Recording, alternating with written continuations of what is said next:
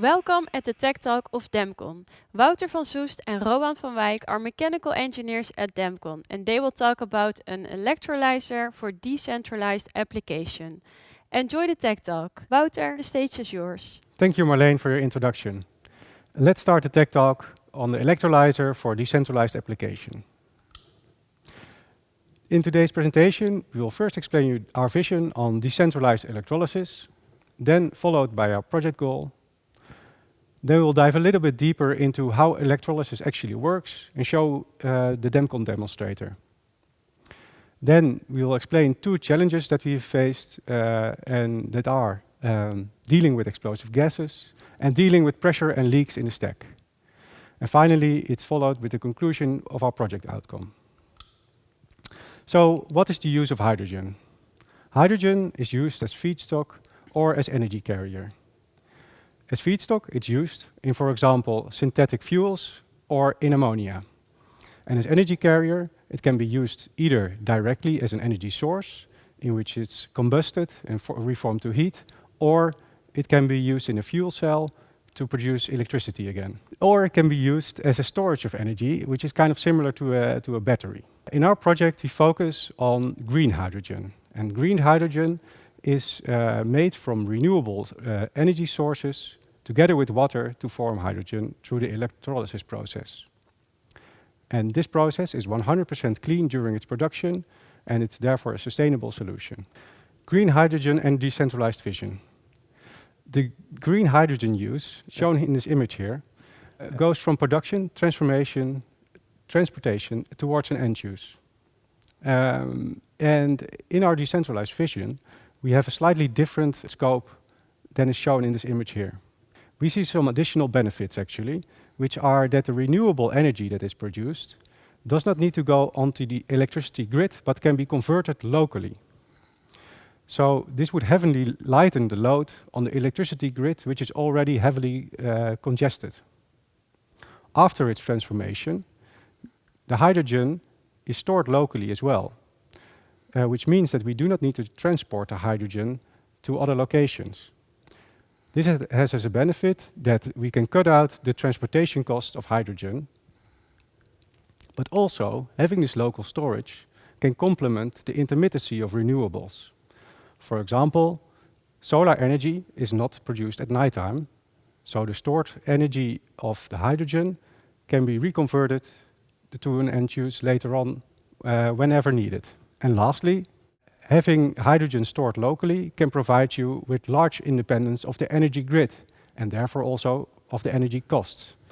And these energy costs are still mainly dominated by fossil fuels, so it can give you a large independence of that as well. Then on towards our project goal. Our project goal is to develop a small to medium-sized electrolyzer for these type of applications. And it should be a scalable and cost-effective model. So Rowan, how does electrolysis actually work? Right, we've taken a short look at the hydrogen economy that we've envisioned, but how do we actually get hydrogen? As you mentioned, we get it through the process of electrolysis, which basically means to split water into hydrogen gas and oxygen gas. The device we use for this is called an electrolyzer, and it typically consists of multiple electrolyzer cells. One cell is shown in the image here. It shows the key components for an electrolyzer cell, which are independent of the technology. The first component is the anode, where the oxygen emerges. Then we have the cathode, where the hydrogen emerges, and we need a DC power source to power the reaction. We also need an electrolyte, in which ions move between the two electrodes and carry a charge, and a steady supply of water, which is consumed during the reaction. Oftentimes, a separator is also used to separate the oxygen and hydrogen gases and stop them from recombining, since mixing oxygen and hydrogen gas can lead to dangerous situations. In our case, we've specifically chosen the technology alkaline electrolysis, in which a potassium hydroxide electrolyte is used. Hydroxide ions move between the cathode and the anode, carrying a charge to facilitate the reaction. We've chosen this technology over its main competitor, proton exchange membrane, or PEM electrolysis, due to the absence of use of rare earth materials, such as platinum group metals. It also has a high market readiness, so we can have a low time to market. In the design of any electrolyzer cell, we will always aim to minimize the resistance over all electrical components, since resistance is loss, and we only want to put in the energy required to produce hydrogen, and not to overcome any resistances. Think of resistance in the wires, in the electrodes, but also in the electrolyte and through the separator. So how do we get from this design of a container with electrolyte in it and two electrodes to an actual usable design? So what we typically use is a design which is called the bipolar configuration, which is shown here. It presses multiple cells together and uses an electrolyte flow in parallel through each individual cell. However, electrically, the flow of current is in series.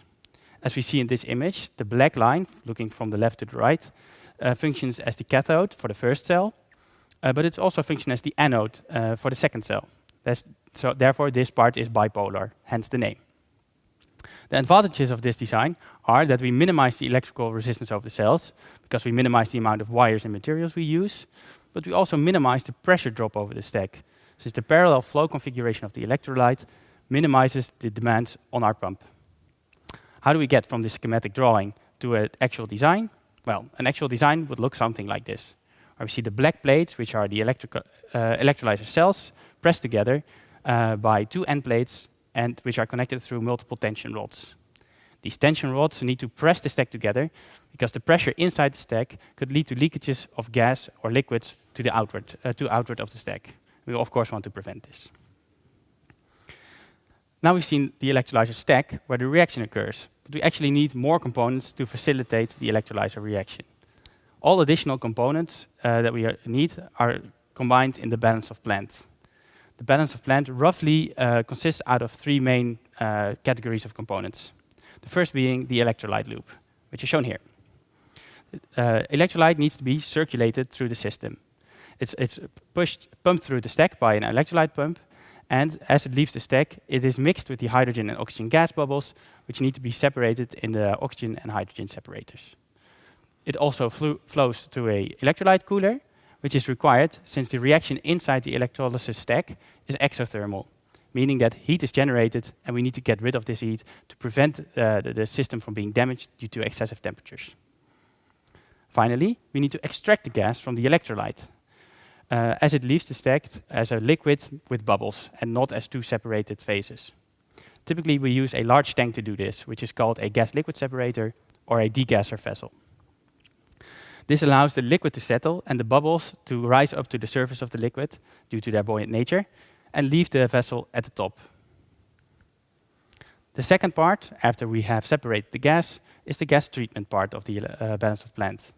The first we usually do after the gas is created is cool the gas. We do this to remove the water.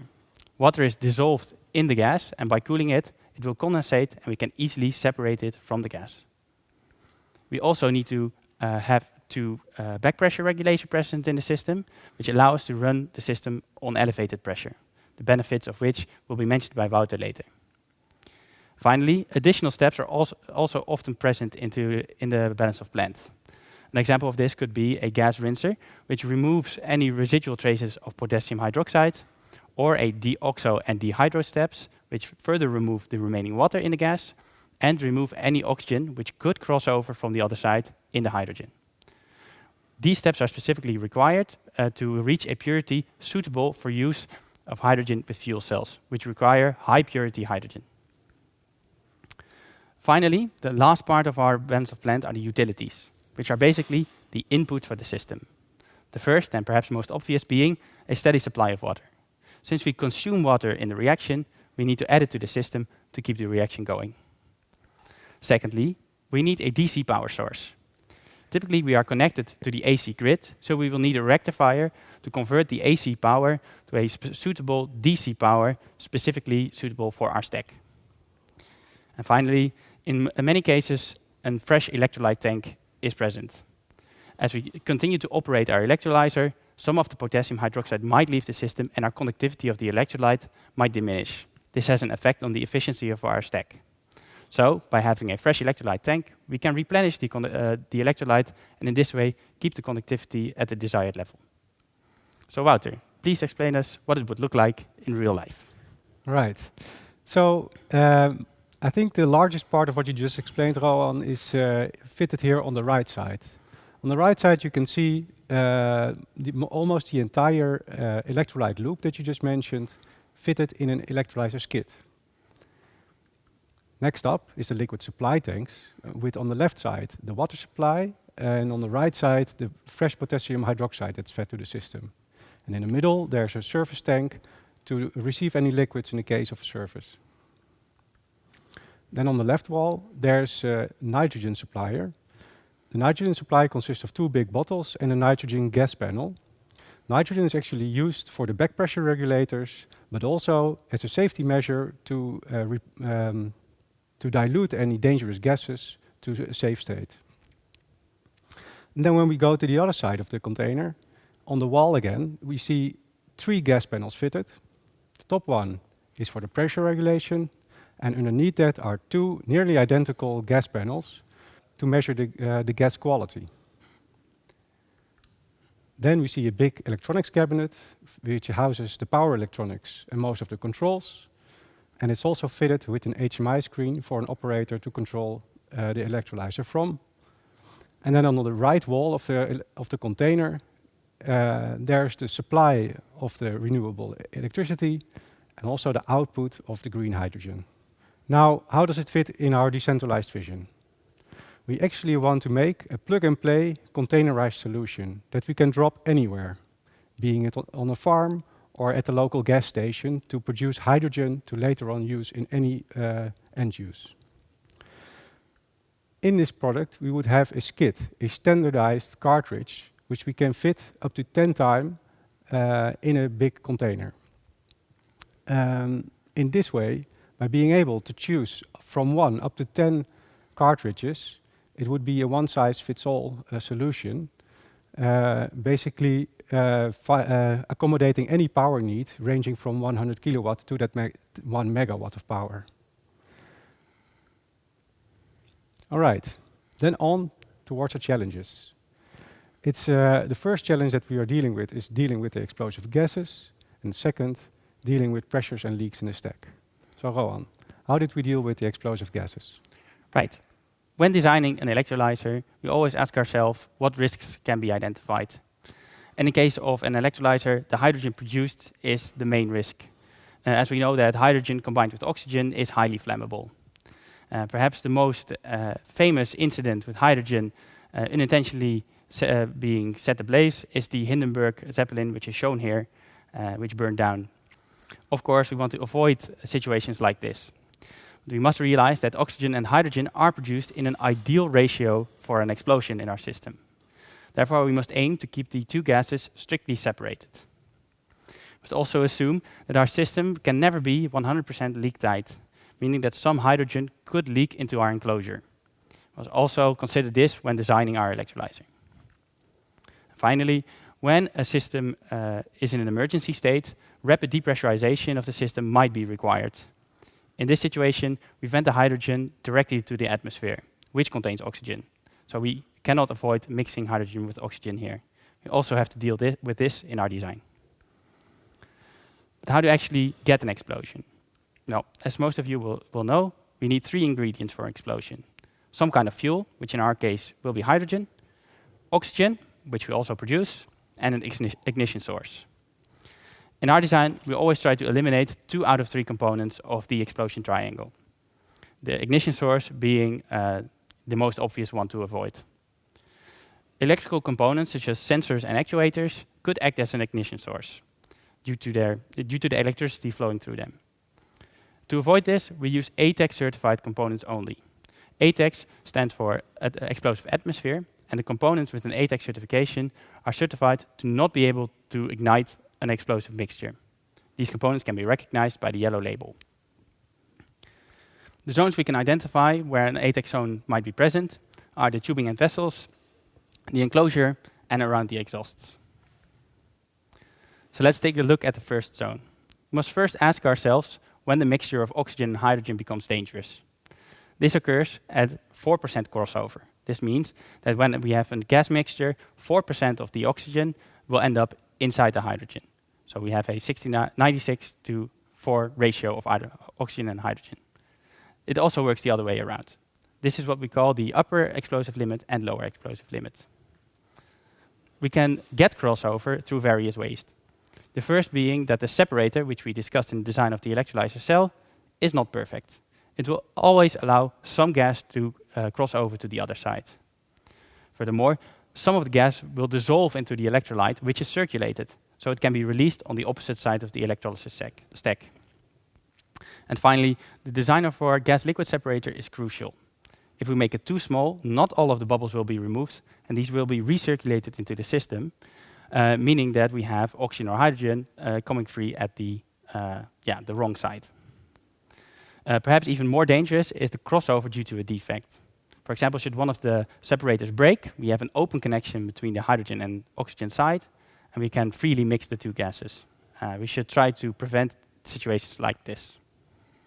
So how do we prevent an explosion? Well, first of all, we take away the ignition source by using ATEX certified components in the hydrogen and oxygen lines only. Furthermore, we try to take away the oxygen component of the triangle on the hydrogen side and the fuel, the hydrogen component on the oxygen side. We do this by never allowing the concentration of one of the two gases on the wrong side to go over the 4%. We want to constantly monitor the crossover to be able to make sure that this doesn't happen. And preferably, we do this inside the gas-liquid separator. However, the extreme conditions in the gas-liquid separators, think of high temperature, high pressure, and high humidity, do not allow us to use conventional, cost-effective technologies to measure the crossover. To be able to measure the crossover, we have designed the gas analysis panels, which Wouter already mentioned. These panels treat the gas to cool it down, remove the moisture, and remove the pressure. And in this way, we can use conventional, cost-effective technologies to measure the crossover continuously. Should the crossover reach excessive limits, we can choose to stop the electrolysis process, and if need be, we can purge the gas lines with nitrogen, an inert gas which doesn't react or explode. The next part, which is considered to be at risk for an explosive atmosphere, is the enclosure. As mentioned, we cannot assume the system to be 100% leak-tight. And with specifically high risk factors for leakage are the couplings and the stack. The stack is something that Wouter will discuss in a minute, but we must always assume that some leakage will occur in the highlighted areas. And we must deal with this. First, again, we take away the ignition source by using ATEX certified components only in these areas. But we must also always monitor the hydrogen gas concentration in the enclosure as well. Again, should the concentration of hydrogen become dangerous inside the enclosure, we can stop the electrolysis process and depressurize the system. By depressurizing, the leakage into the enclosure should be stopped or at least minimized. We also continuously ventilate the enclosure. This way, we dilute any hydrogen that is inside the enclosure and remove it from the inside. We measure constantly if the ventilation is still active, and if this is not the case, we stop the electrolysis process. Finally, when taking away power from the system, which means that we can no longer measure the concentration of hydrogen inside the enclosure, we make sure to flush the enclosure with clean air right after shutting it down, and also, again, before starting it back up, so we make sure that we are never starting up with an explosive mixture. The final area where a dangerous situation might occur is around the vent stacks, the exhausts. Here, we cannot take away 2 out of 3 components, since we are always mixing hydrogen with oxygen here, which is present in the air. So we can take away the ignition source only. We do this by properly grounding the exhaust, which takes away the risks for static electricity to act as an ignition source. We separate the oxygen and hydrogen vent stacks, and in this way avoid the oxygen-enriched area to mix with the hydrogen-enriched area, which brings along additional risks for explosions. And we limit the curves, limit the amount of curves and sharp edges we use in our design, since high gas velocity around sharp edges can again act as an ignition source.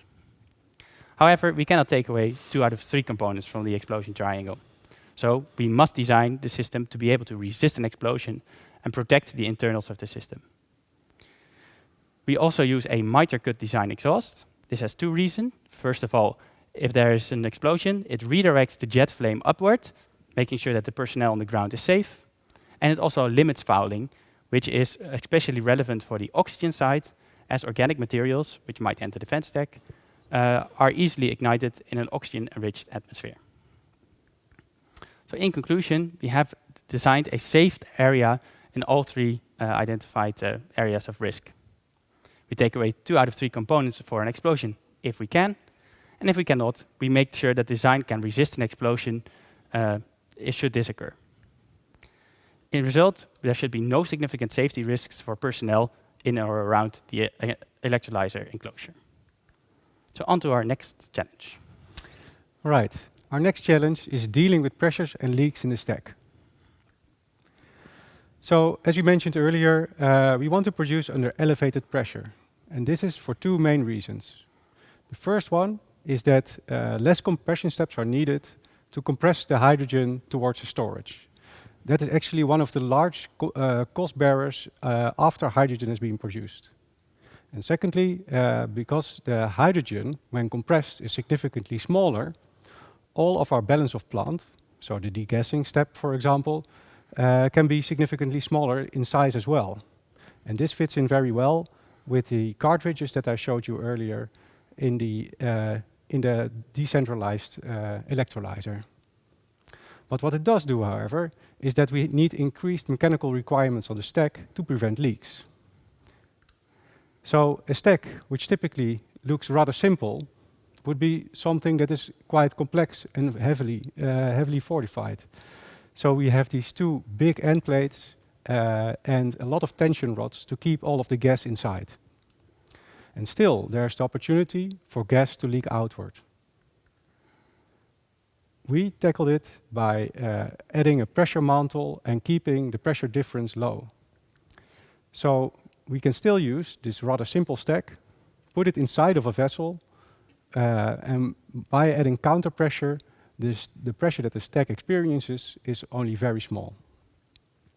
This means that we have low stress on all of the seals, and all of the creases will be less likely to leak. So what we get as a benefit is that our stack can become more affordable, and we can expect a better lifespan on the stack because there's less stress on the material altogether. So now on our working principle, typically if we have a stack without a mantle, and we would pressurize it to 10 bar, and the atmosphere would be just at atmospheric pressure. We have a large pressure difference with a leaking direction facing outward. And the leaking material will be gases like hydrogen and oxygen, and potentially even potassium hydroxide. And as Rowan explained earlier, this is a hazardous gas mix. And our suggestion is to make an overpressurized mantle filled with water. In this case, we would get for still the same 10 bar of pressure inside of the stack, but then in our mantle filled with water, we would add, for example, 10.25 bars of pressure. Now, in this case, we only have 0.25 bars as pressure difference, so our pressure difference is very small. We have a leaking direction which is inward, so we leak into the stack, and with a medium which is water. And this deionized water that we use in the mantle is already our consumable in the electrolysis process, so even if a leak would occur, it's not a big hassle. So herewith we have a reduced explosive atmosphere risk, and at the same time can use cheaper stack materials and expect a better lifespan. But what we do need to do, however, is to add a pressure control to maintain this pressure difference. Now on towards a pressure control. Here you can see the electrolyte loop. We have the potassium hydroxide flowing into the stack at the bottom, then flowing through the electrolyzer when gas and hydrogen and oxygen gases are created, and then flowing out in 2 separated streams outward.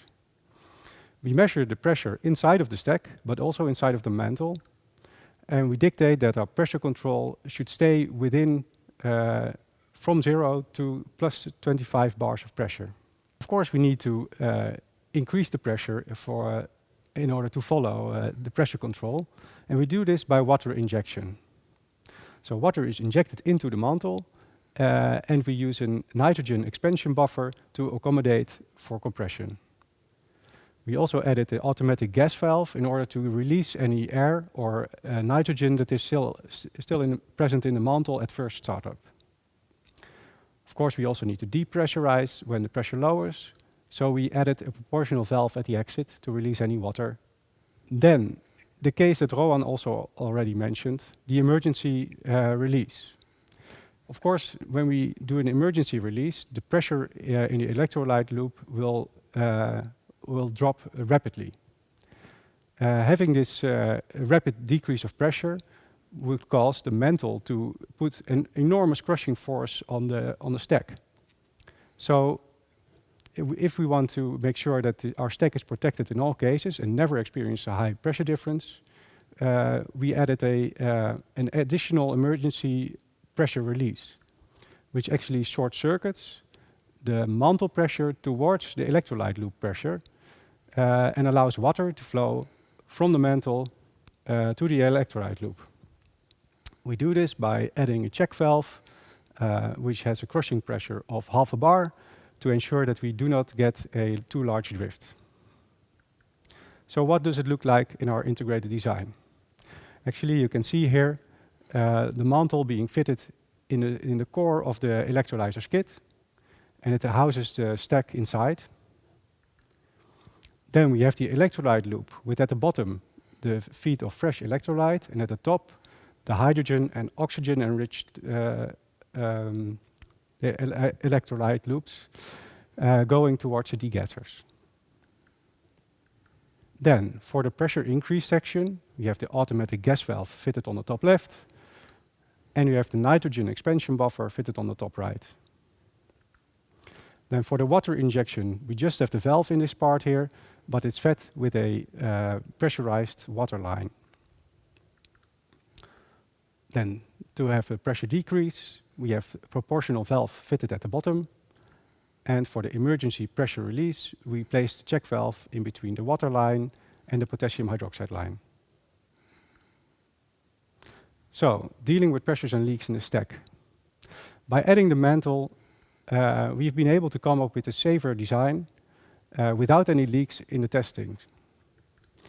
We have tested it now from 0 up to 10 bar and tested also our safety circuit, and has been proven very effectively during the blowdowns. Right, that brings us to our conclusions and the project outcome. The goal of the project was to develop a small to medium-sized electrolyzer for decentralized application. And well, here it is, currently running at the Groningen Airport Eelde. We've designed a robust safety system, both in dealing with explosive gases and dealing with the leakages from the stack. And we've gained valuable insights into the process of electrolysis and, of course, into the design of an electrolyzer. Right, and with our demonstrator that we have now, it can be used as a benchmark for any future developments for electrolysis, and it can be used as a test bench for many components. For example, new types of sensors or new types of stacks. And of course, this is now also our concept for our modular design for decentralized application. Yeah, this concludes our DEMCON Tech Talk for this time. Thank you for watching, and see you next time.